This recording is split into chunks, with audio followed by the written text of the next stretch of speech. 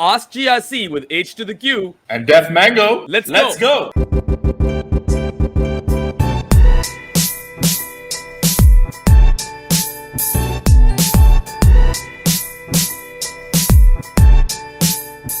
Hatib Khan asks, is there anything Nicholas Pooran can't do? Well, I mean, you're going to have to agree with that statement, really, after his 4-wicket haul in the third ODI versus Pakistan in Multan. Look, we all know just how explosive Nicholas Pooran can be with the bat. And then on top of that, he keeps wicket. He is West Indies' white ball leader. He's their captain. Quite an instinctive one, might I add, because he brought himself on to bowl 10 overs in that third ODI. He had only bowled 3 deliveries prior to that in international cricket. And look at his results. His loopy off-spin coupled with that occasional quicker delivery brought him a lot of success. So yes, there is in fact nothing that Nicholas Pooran cannot do. I will say this though, that he's going through a very bad patch of form with the bat, and he hasn't really performed at all this year. In fact, in the series versus the Netherlands, the 3 ODIs, he was dismissed cheaply 3 times in a row by left-arm off-spinner Aryan Dutt. And then in the series versus Pakistan, in 2 of the 3 ODIs, he was dismissed by Pakistan's left-arm off-spinner Mohammad Nawaz. So I see a weakness over there, and I think that it's imperative towards West Indies' success in the white ball formats that Nicholas Pooran starts delivering with the bat. But other than that, I love him. He's a fantastic talent, and the cricketing world is lucky to have him as a commodity. Yeah, I think his agent's going to be on the phone to all the guys looking to bid for him next time, saying the man can bat, the man can keep, the man can bowl. All right, Hassan bhai, a question specifically geared towards your liking, and I don't think there's anyone who can answer this better. Kubra Iqbal asks, just how good was the crowd at Multan? Baram, I thought I'd seen it all. Last PSL, the last time I was there in 2020, thought it's as good as it gets. Oh no, it was better. The crowd was electric. It was amazing, Baram. People were pouring in and out. There were families, there were kids, there were women, there were girls, there were people of all ages. We did a Multani wave, like a Mexican wave, except some of us were going this way and some of us were going that way. The crowd was electric. It was every bit as amazing as it looked on TV. And I'm so happy that the chairman Ramiz Raja said we will see more cricket, inshallah, in Multan, whether it's the PSL or other teams come through. The Multani fans deserve it after waiting for 15 years. Honestly, I know people who went to the first 2 games, then I went to the last one. They all agreed the crowd was unbelievable. And I think both the captains spoke about it too. Absolutely. And after a long hiatus of 14 years for international cricket to return to Multan, and the way the crowd responded. They came out in droves and they didn't care for the blistering, scorching heat of June. They didn't care for the dust storm, for crying out loud, that came about in the third ODI. And like you rightly pointed out, they supported good cricket. They weren't partisan in their support. And both Babar Azam and Nicholas Pooran, they acknowledged that and they showed their love back to the crowd. And I think it's just amazing the way they rallied behind Shah Nawaz Dahani. Cheered for him after every single delivery, regardless of the result. And it was a full house all 3 days. And like you said, I'm really happy that Ramiz Raja, the chairman, made that statement that Multan has proved that they deserve more cricket. And I really hope that the City of Saints gets to host a lot of PSL matches and international cricket in the future. All right, BQ Muhammad Hasnain Qadir asks, and hey, this is his question, but I'm going to ask it anyway.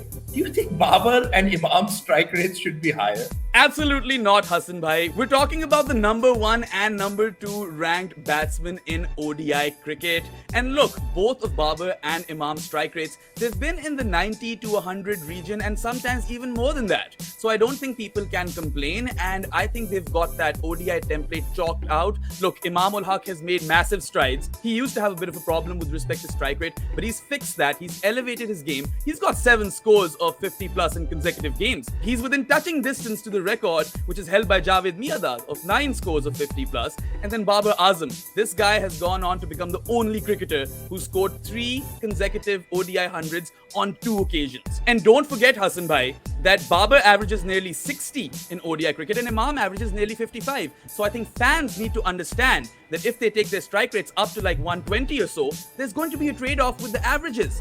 And they might average 40 with the bat then. So I think this is very unfair criticism and they should continue to do what they're doing and chart new heights for Pakistan. And I wish them the very best of luck. Couldn't have said it better myself, BQ. I'm just going to stick to what you said. Could not have said it better. KHJ2001 always makes it to the show. Good job, KHJ.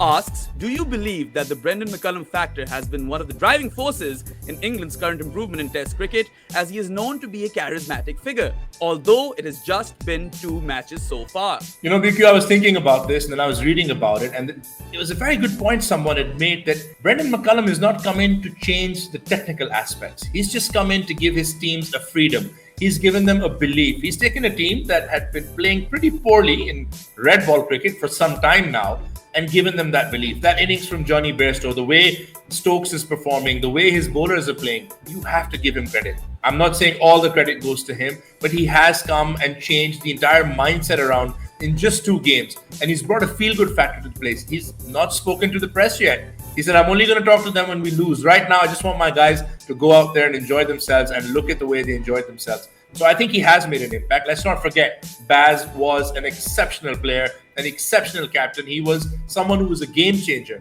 And I just think someone of his stature brings that to the game. And this England team needed a lift, and he's that lift, BQ. That's what Baz is. And just to give the viewers some perspective, about a year ago, New Zealand set England a target of 270 odd to chase in 75 overs in a test match, and both captains shook hands after 70 overs when England were 170 for 3.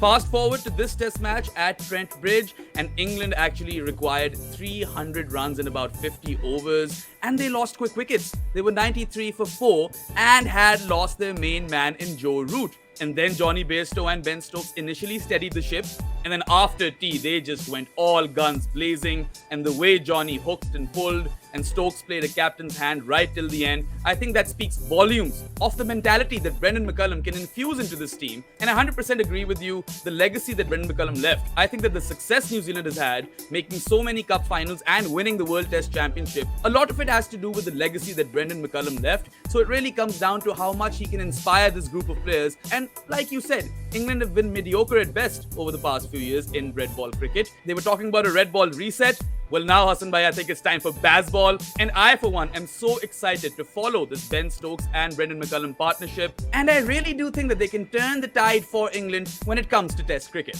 All right, Bahram, next up is Abdul Rehman Khan Bhatti. He's got an England flag and a Pakistan flag. My kind of guy. What do you think about Joe Root's form? Is he going to break all the records? Well, I mean, it's been a phenomenal run of form, hasn't it? Since the start of 2021, Joe Root has scored 10 Test hundreds, and in the same time, Virat Kohli, Stephen Smith, and Kane Williamson have scored 0. So that just goes on to show you that it's really a fab one at this point. And look, Joe Root is 31 years old.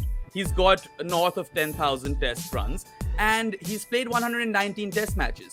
Now, the record is held by Sachin Tendulkar for most runs in Test cricket, and he's got like 15,900 odd, but he played 200 Test matches. Now, Joe Root does have time on his side because England play a lot of Test cricket in a year, and if he goes on to play every Test match that England play for, let's say, the next 6 years, I think he'll get to 200 Test matches, and if he's 5,800 runs away and carries on the same kind of form, then surely Joe Root can break that record. But of course, you never know, he might retire. I'll just say this, that if there's one guy in contemporary cricket, it's Joe Root who can go on to beat Sachin's record.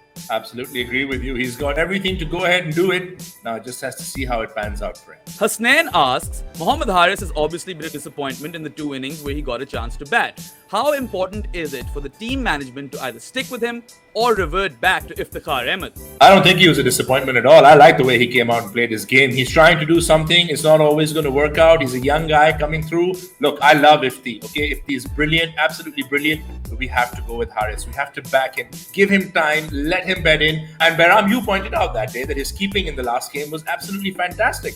So why would you put more pressure on the kid? We're trying to change the way we play one-day cricket.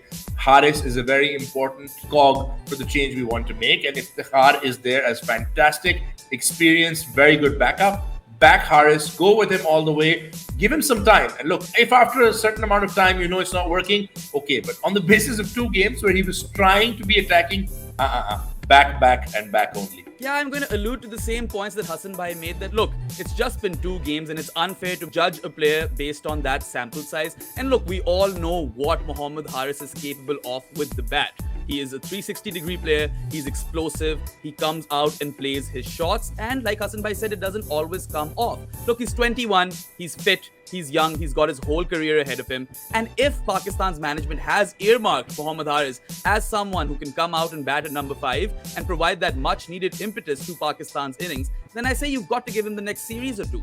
Like, it's absolutely imperative that we back our players, and Mohammad Haris has some decent numbers in list A cricket too. He's an exceptional keeper, as we saw in the third ODI. And then, worst case scenario, if it doesn't come off, then you've got someone with Iftikhar's experience and the mileage under his belt in domestic cricket to come out and perform for Pakistan. So I think we don't need to panic. Yes, number 5 is up for grabs, but if you're giving Haris a shot, give him a proper one. And maybe if not for these two guys, you've got someone like Haider Ali as well in the circuit who you could take a punt with. So yes, stick with Haris and give him that confidence, which I'm sure this team will do because they're such a well-gelled unit. All right, Bahram. Muneeb asks, by the way, I love the fact that you guys ask questions not just relating to Pakistan cricket, but about everything. It's really fun to talk about. Muneeb asks, should Williamson hand over the captaincy reins to focus solely on his batting, like Joe Root? Well, Muneeb, to be fair to Joe, he was in this same kind of form even when he was captain of England, and he gave up captaincy more so because the results weren't on his side. But I mean, he personally was carrying England solely in the last calendar year.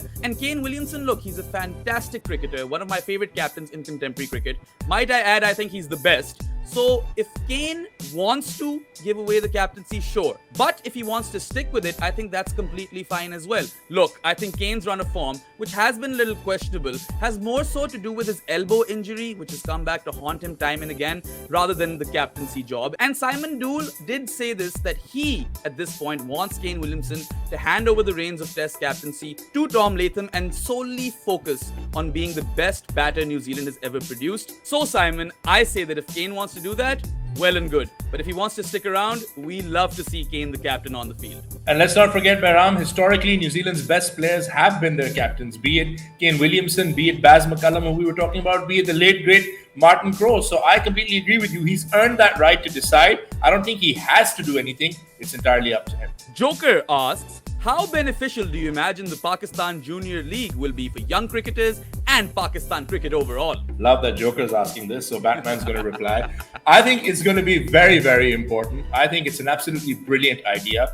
Bahram, we saw some people criticize it and say that young guys shouldn't be playing T20 cricket, which I thought was a very strange criticism. Of course, they should play all formats of cricket. And the fact that they'll get to play, hopefully, in front of big crowds, the fact that they will get to play in a very well-structured, organized league, which will be a pathway for them to go towards the PSL. It's a win-win situation for Pakistan cricket. It's a win-win situation for our PSL franchise. It's a win-win situation for these young guys who will play under the kind of pressure and on the kind of stage where they possibly don't get to play that often. So I think it's a brilliant idea by the chairman to have it. I hope that they get a chance, and like you mentioned, that they will get a chance to, interact with the young foreign players, coaches, people who will be able to advise them. Getting that kind of advice very early on in their career can go on and make a big difference for them. And of course, financially, it'll also be a big help to a lot of our young guys. I think there's nothing to lose, and I'm very excited for this tournament to come through. I think it's going to be really beneficial, not just for our young guys, but for Pakistan cricket overall. Well, first up, I'd like to congratulate the chairman, Ramiz Raja, for taking this initiative. I think it's very, very important for a number of reasons, which Hassan Bhai has also mentioned. Of course, the financial aspect of it. If these young cricketers go on to make $15,000 to $20,000 in 15 days playing this league, that will set them up in life, and that will inspire confidence in parents too, that okay, our kid wants to choose a career in cricket, sure, might as well give it a shot. And then also, when you bring in a tiered structure, when you have that pipeline established that, okay, this is a young cricketer and this is the roadmap to get to Pakistan's national team. They can perform in the junior league. Of course, they'll have that exposure with young foreign cricketers and foreign coaches. And then they can make their way to the PSL and potentially play T20 cricket for Pakistan. And this will also help identify talent for first-class cricket as well. I know that a lot of people say that T20 cricket should not be compared to first-class cricket, but then you'll spot talent, right? Maybe some of those people can grind it out and play 4 days. So I think it's a fantastic initiative. Pakistan will greatly benefit from this. And really, I salute Ramiz Raja because this really is quite disruptive when it comes to establishing structure, which is absolutely imperative towards the success of Pakistan cricket going forward. All right, Bahram. Turtle Associate Zayd. What a name, yeah. I love these names. It's a Pikachu with a Pakistan kit for his display picture. Who is India's best choice for captain after Rohit leaves the captaincy? Rahul has never been very good as captain, such as in the series against South Africa last year. And Rishabh Pant has also been quite disappointing tactically. The South Africa series and the IPL, where that Tim David review lost them a spot in the playoffs. So what do you think about that? That's a fantastic question, Mr. Turtle. And here's a fun fact for you. When this episode was being recorded, India has played 19 T20 internationals ever since the T20 World Cup in October, November, and they've won 13 of those. 11 were captained by Rohit Sharma. So every game Rohit is captained in, he has won. And the rest, they've only managed to win 2 of those games out of 8. So there is a problem. I definitely think that there's a dearth of leadership when it comes to Indian cricket as of this moment. And when Rohit Sharma is not available, my go-to choice would be Jasprit Bumrah. But he's a fast bowler and he's also not always available. I'm not quite sure why Shikhar Dhawan has been completely sidelined by Indian cricket. I mean, he could very well lead. And then clearly they've earmarked both Pant and Pandya as future leaders. And they have been impressive. Pandya, of course, won the IPL with Gujarat. But I think there's still a lot to learn over there. They still have to gain a lot of ground, which they very well might do. But I do think it's a fair question because you see a bit of a void over there. And I think if all hell does break loose, you've got a chap named Virat Kohli in that team who has captained before. And maybe he can't be a permanent fixture, but he could be a stopgap solution like Shoaib Malik was in his later years for Pakistan whenever our captains weren't available. And what a guy to have. What a guy to have. Does it really matter who's going to be the captain? I mean, they're going to be playing the IPL most of the time anyway, right? So 2.5 months of the year. Yeah, so I think maybe they can just have all 11 guys show up and do Pugan Pugai, and whoever wins can end up being captain that day. It's all about the IPL anyways. And hey, I mean, if they're really running out of people, maybe they can borrow a few of our guys. We know how to win World Cup T20 matches without losing a wicket. All right, Khawer asks a very important question, Hassan Bhai. What are your views on cricket in Balochistan? Because in the history of Pakistan cricket, only one player from the region has debuted, and is that a concern? It's a very big concern, Bahram. And my view is that we need to have better facilities, better infrastructure, not just for men's cricket, but also for women's cricket in Balochistan. The fact that we've only produced one cricketer from the region in 75 years is a big concern. The fact that I know that in recent years, Quetta Gladiators have done a lot of work. They've tried, but we need to see more work at government level. We need to see more work at state level to making that happen. Look, Balochistan is very important. We've got a wonderful young talent in Abdul Bangalzai. We've got the old timer in Bismillah Khan, but we really need to be seeing more players. And while I'll add that Faisal Iqbal has done a fantastic job with Balochistan, we need to see the team not become a team that's just guys who couldn't get into other teams, but we need to see more representation at a local level. I think we need to have a push where there are at least 5 guys in that team based out of Balochistan, living and playing their cricket there full time. And then we'll definitely start seeing an improvement. 100%, and I'd just like to add to that look, Khawer, representation is key. And particularly for the Balochi people, who have been one of the most marginalized, if not the most marginalized communities in Pakistan throughout history. So I think it's very, very important to bring in those infrastructural changes that Hassan Bhai alluded to. But also, like he said, you've got young stars in Abdul Wahid Bangalzai, and you've got experienced campaigners like Bismillah Khan. You've got to leverage them to promote the game, to raise awareness in Balochistan. And then they also just recently won the Pakistan Cup, the 50-over format, which I think is huge. Yasir Shah led them to that title. And I think they can leverage this along with some of their stars to make cricket big in Balochistan, because it really is the need of the hour. And I really hope that Balochistan cricket in the future can bring more smiles to the Balochi people, because they very well deserve it. That's a wrap for Volume 2 of Ask GRC. I hope you enjoyed, guys. We loved your questions. And of course, if you like this video, like it, share it, subscribe to our channel at Grassroots Cricket. And guys, look, if you want your questions to be featured, hashtag AskGRC on Twitter. And if you really want a good chance for your questions to get featured, join our Discord server. Yes, we do give preference to our Discord family. And we at Grassroots Cricket, we're trying to change the landscape of cricket coverage in Pakistan. So support our cause, watch our content, and we love interacting with you in this session, and we look forward to doing more sessions in the future. That's all for now. Goodbye.